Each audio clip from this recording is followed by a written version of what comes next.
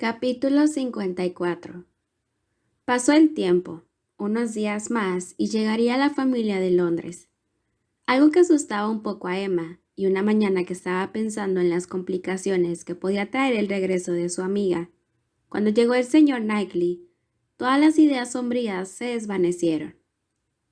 Tras cambiar las primeras frases al alegre encuentro, él permaneció silencioso, y luego en un tono más grave dijo: «Tengo algo que decirle, Emma. Noticias».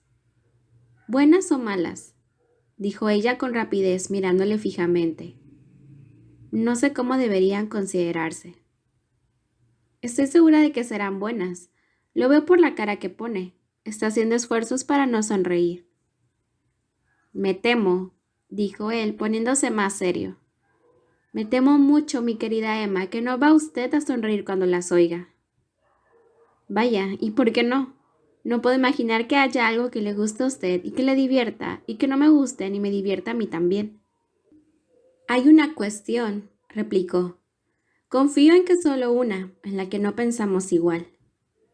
Hizo una breve pausa, volvió a sonreír y sin apartar la mirada de su rostro añadió: «¿No se imagina lo que puede ser?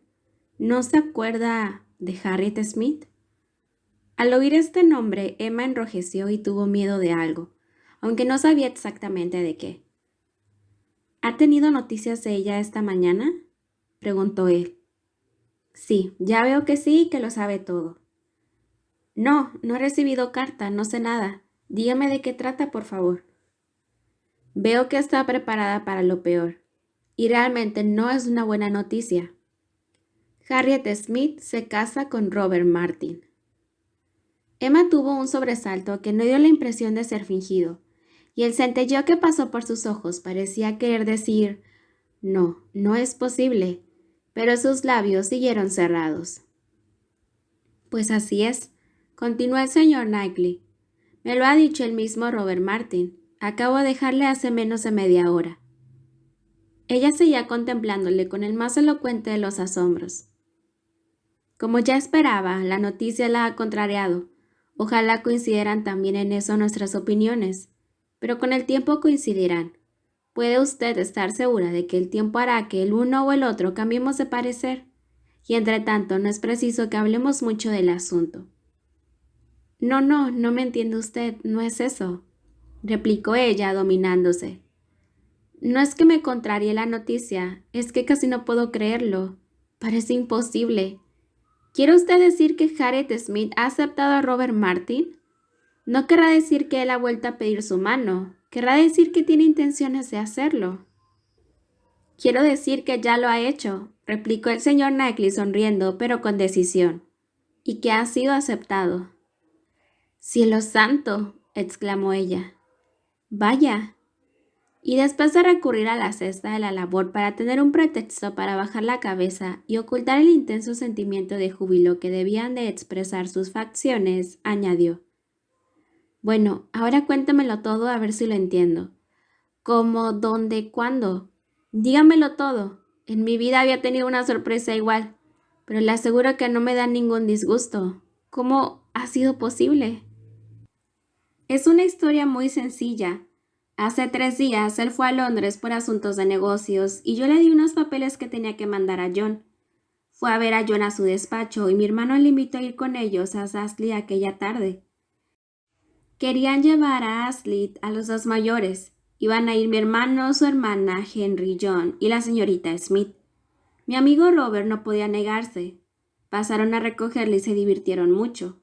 Yo le invitó a cenar con ellos al día siguiente. Él acudió y durante esta visita, por lo que se ve, tuvo ocasión de hablar con Harriet, y desde luego no fue en vano.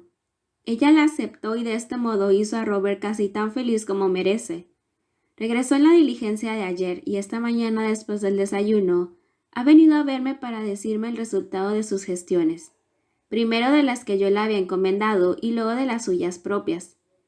Eso es todo lo que puedo decirle acerca de cómo, dónde y cuándo. Su amiga Harriet ya le contará muchas cosas cuando se vean. Le contará hasta los detalles más insignificantes, esos a los que solo el lenguaje de una mujer puede dar interés. En nuestra conversación solo hemos hablado en general. pero tengo que confesar que Robert Martin me ha parecido muy minucioso en los detalles, sobre todo conociendo su modo de ser. Sin que viniera mucho a cuento, me ha estado contando que al salir del palco, en el Astley, mi hermano se cuidó de su esposa y del pequeño John, y él iba detrás con la señorita Smith y con Henry, y que hubo un momento en que se vieron rodeados de tanta gente que la señorita Smith incluso se encontró un poco indispuesta. Él dejó de hablar. Emma no se atrevía a darle una respuesta inmediata. Estaba segura de que hablar significaría delatar una alegría que no era explicable. Tenía que esperar un poco más. De lo contrario, él creería que estaba loca. Pero este silencio preocupó al señor Knightley, y después de observarla durante unos momentos, añadió: Emma, querida mía, dice usted que este hecho ahora no le representa un disgusto, pero temo que le preocupe más de lo que usted esperaba.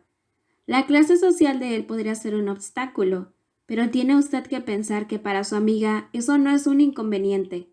Y yo le respondo que tendrá cada vez una mejor opinión de él a medida que le vaya conociendo más. Su sentido común y la rectitud de sus principios le cautivarán. Por lo que se refiere a él como persona, ¿no podría usted desear que su amiga estuviera en mejores manos? En cuanto a su categoría social, yo la mejoraría si pudiese, y le aseguro, Emma, que ya es decir mucho por mi parte. Usted se ríe de mí porque no puedo prescindir de William Larkins, pero tampoco puedo prescindir en absoluto de Robert Martin. Él quería que le mirase y sonriese, y como Emma ahora tenía una excusa para sonreír abiertamente, así lo hizo, diciendo de un modo alegre: No tiene usted que preocuparse tanto por hacerme ver los lados buenos de esta boda. En mi opinión, Harriet ha obrado muy bien. Las relaciones de ella quizás sean peores que las de él. Sin duda, en respetabilidad lo son. Si me he quedado callada, ha sido solo por la sorpresa. He tenido una gran sorpresa. No puede usted imaginarse lo inesperado que ha sido para mí, lo desprevenida que estaba, porque tenía motivos para creer que en estos últimos tiempos estaba más predispuesta contra él que tiempo atrás. Debería usted de conocer mejor a su amiga, replicó el señor Knightley. Yo hubiese dicho que era una muchacha de muy buen carácter, de corazón muy tierno, que difícilmente puede llegar a estar muy predispuesta en contra de un joven que le dice que le ama. Emma no pudo por menos de reírse mientras contestaba: Le doy mi palabra de que creo que la conoce usted tan bien como yo. Pero, señor Knightley, ¿está usted completamente seguro de que le ha aceptado inmediatamente, sin ningún reparo? Yo hubiese podido suponer que con el tiempo, pero ¿tan pronto ya? ¿Está seguro de que entendió usted bien a su amigo? Los dos debieron de estar hablando de muchas cosas, de negocios, de ferias de ganado, de nuevas clases de arados. ¿No es posible que al hablar de tantas cosas distintas usted le entendiera mal? ¿Era la mano de Harriet de lo que él estaba tan seguro? ¿No eran las dimensiones de algún buey famoso? En aquellos momentos, el contraste entre el porte y el aspecto del señor Knightley y Robert Martin se hizo tan acusado para Emma. Era tan intenso el recuerdo de todo lo que le había ocurrido recientemente a Harriet, tan actual el sonido de aquellas palabras que había pronunciado con tanto énfasis. No, creo que ya tengo demasiada experiencia para pensar en Robert Martin, que esperaba que en el fondo esta reconciliación fuese aún prematura. No podía ser de otro modo. ¿Cómo puede decir una cosa así?, exclamó el señor Knightley. ¿Cómo puede suponer que soy tan necio como para no enterarme de lo que me dicen? ¿Qué merecería usted? Yo siempre merezco el mejor trato porque no me conformo con ningún otro, y por lo tanto tiene que darme una respuesta clara y sencilla. ¿Está usted completamente seguro de que entendió la situación en que se encuentra ahora el señor Martin y Harriet? Completamente seguro, contestó él energéticamente. De que me dijo que ella la había aceptado y de que no había ninguna oscuridad, nada dudoso en las palabras que usó, y creo que puedo darle una prueba de que las cosas son así. Me ha preguntado si yo sabía lo que había que hacer ahora. La única persona a quien él conoce para poder pedir informes sobre sus parientes o amigos es la señora Goddard. Yo le dije que lo mejor que podía hacer era dirigirse a la señora Goddard, y él me contestó que procuraría verla hoy mismo. Estoy totalmente convencida, replicó Emma con la más luminosa de sus sonrisas, y les deseo de todo corazón que sean felices. Ha cambiado usted mucho desde la última vez que hablamos de este asunto. Así lo espero, porque entonces yo era una atolondrada. También yo he cambiado. Ahora estoy dispuesto a reconocer que Harriet tiene todas las buenas cualidades. Por usted y también por Robert Martin, a quien siempre he creído tan enamorado de ella como antes, me he esforzado por conocerla mejor. En muchas ocasiones he hablado bastante con ella. Ya se habrá usted fijado.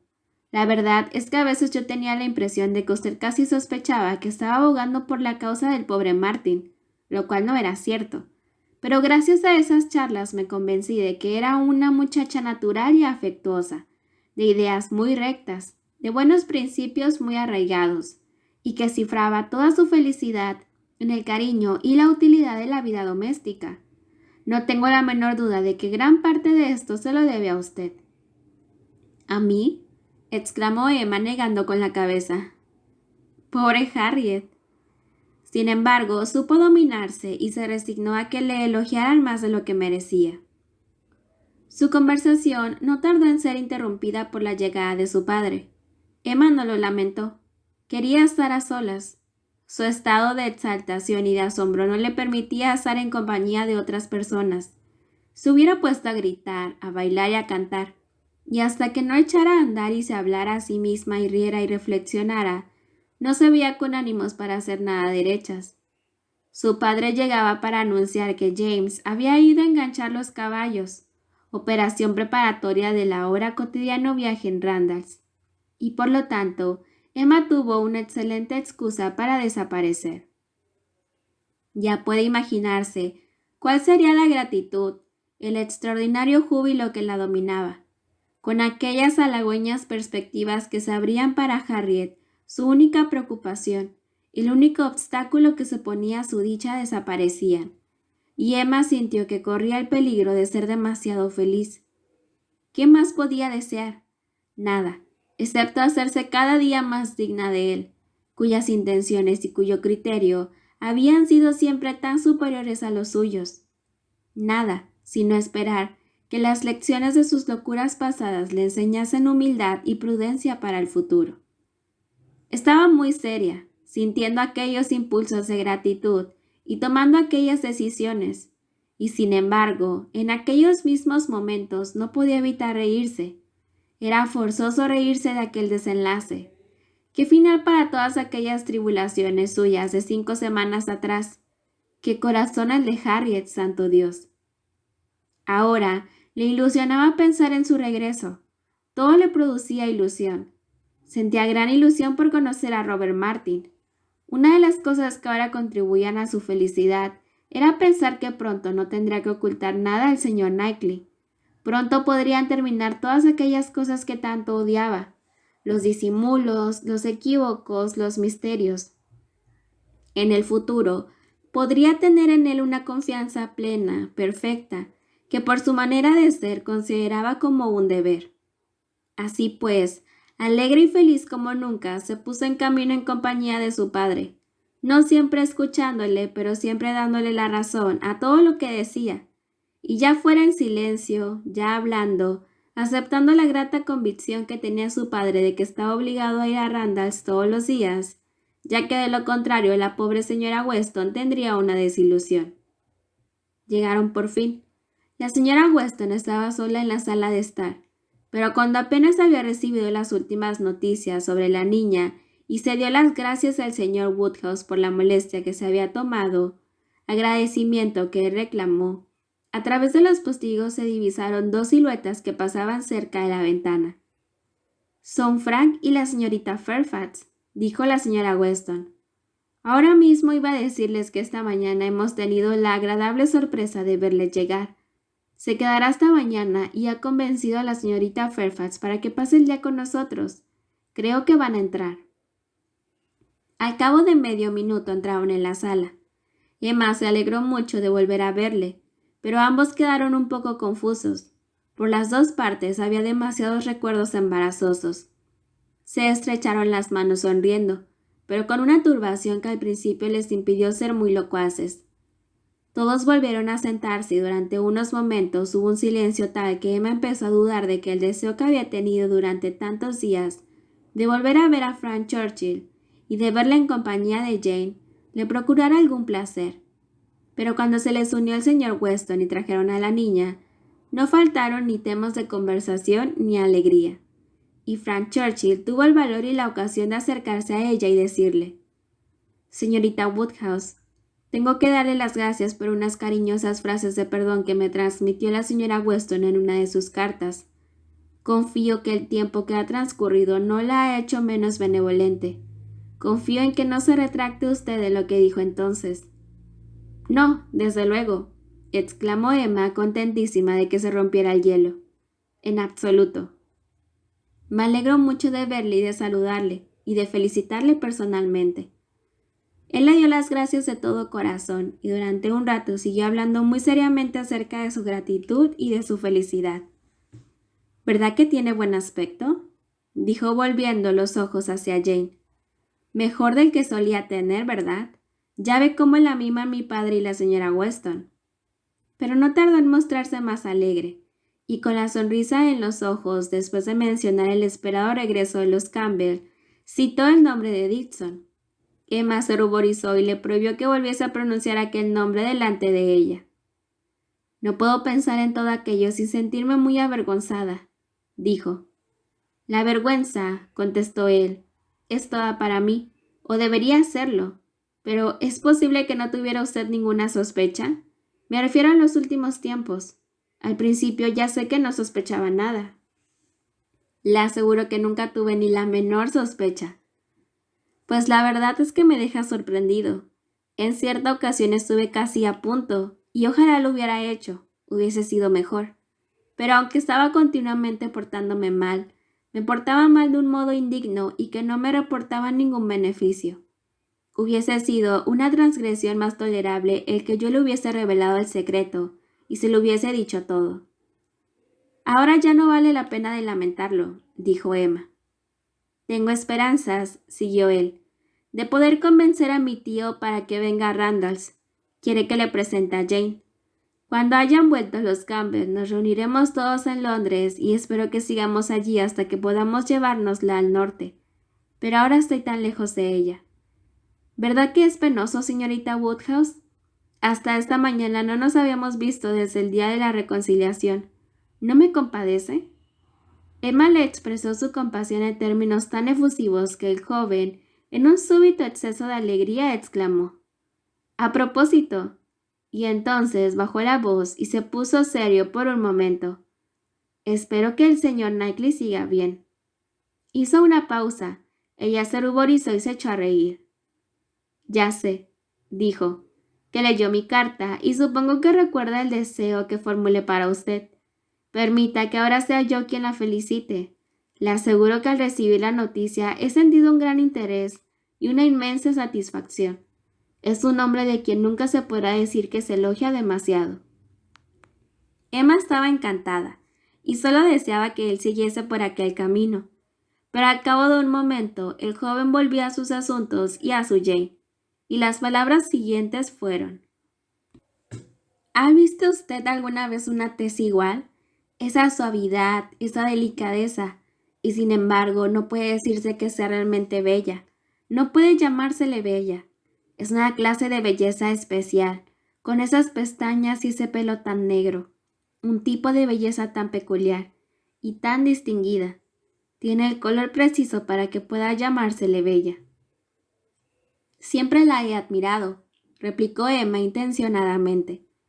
«Pero si no recuerdo mal, hubo un tiempo en que usted consideraba su palidez como un defecto. La primera vez que hablamos de ella. ¿Ya lo ha olvidado?». «Oh, no. Qué desvergonzado fui. ¿Cómo pude atreverme?». Pero se reía de tan buena gana al recordarlo que Emma no pudo por menos que decir: «Sospecho que en medio de todos los conflictos que tenía usted por entonces, se divertía mucho jugando con todos nosotros. Estoy segura de que era así.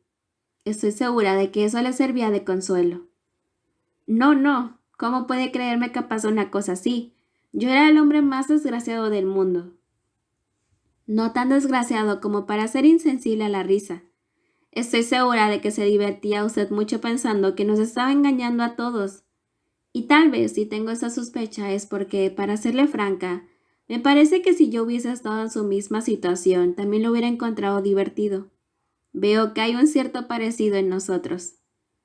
Él le hizo una leve reverencia.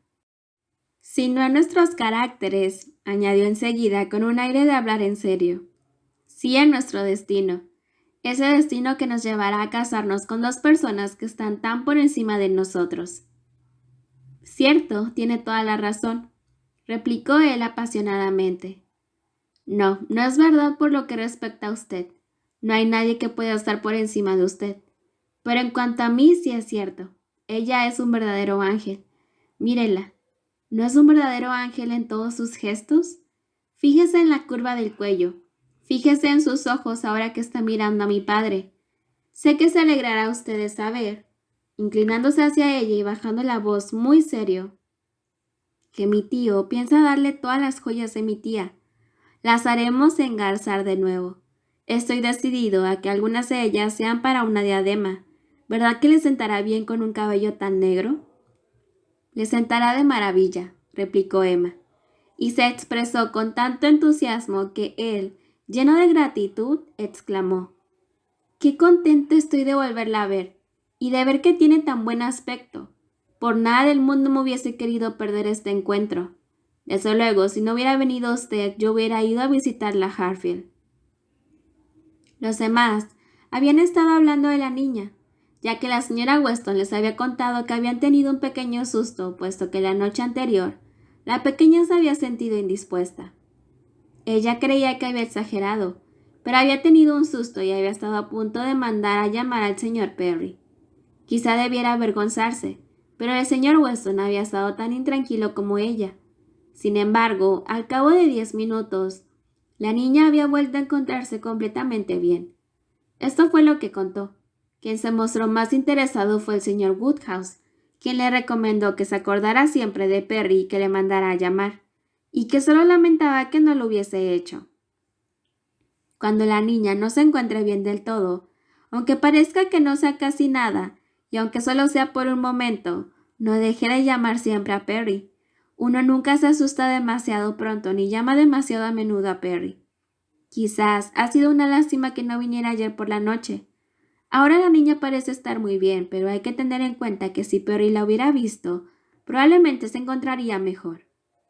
Frank Churchill recogió el nombre. «Perry», dijo a Emma, intentando que mientras hablaba su mirada se cruzase con la de la señorita Fairfax. «Mi amigo el señor Perry». «¿Qué está diciendo el señor Perry? ¿Ha venido esta mañana? ¿Iba a caballo o en coche? ¿Ya se ha comprado el coche?»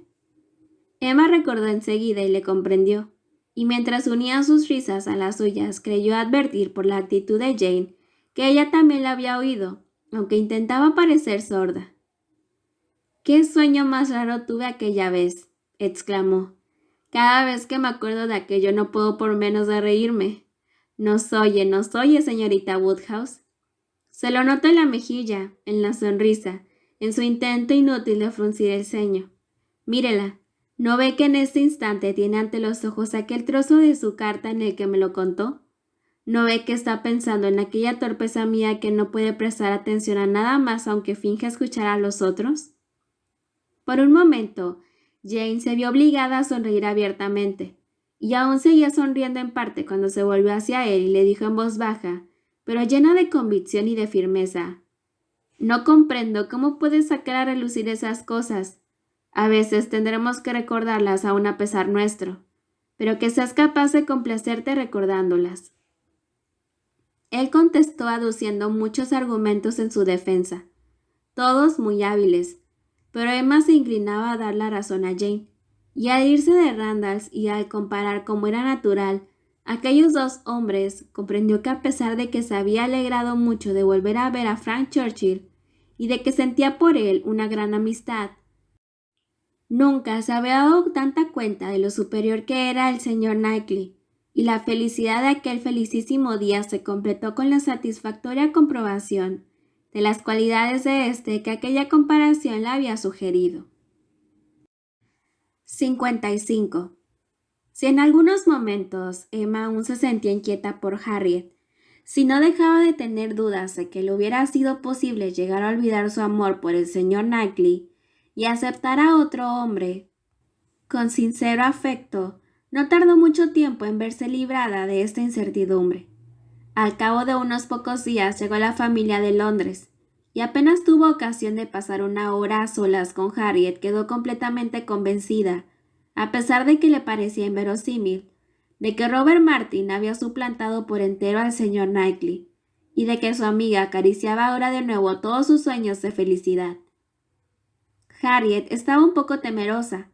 Al principio parecía un tanto abatida, pero una vez hubo reconocido que había sido presuntuosa y necia, y que se había estado engañando a sí misma, su zozobra y su turbación se esfumaron junto con sus palabras, dejándola sin ninguna inquietud por el pasado y exultante de esperanza por el presente y el porvenir, porque, dado que en lo relativo a la aprobación de su amiga, Emma había disipado al momento todos sus temores al recibirla, dándole su más franca enhorabuena. Harriet se sentía feliz, relatando todos los detalles del día que estuvieron en el Astley y de la cena del día siguiente. Se demoraba en la narración con el mayor de los placeres. Pero, ¿qué demostraban aquellos detalles?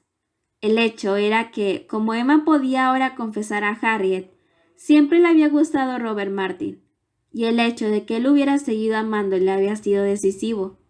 Todo lo demás resultaba incomprensible para Emma. Sin embargo, solo había motivos para alegrarse de aquel noviazgo, y cada día que pasaba le daba nuevas razones para creerlo así. Los padres de la joven se dieron a conocer.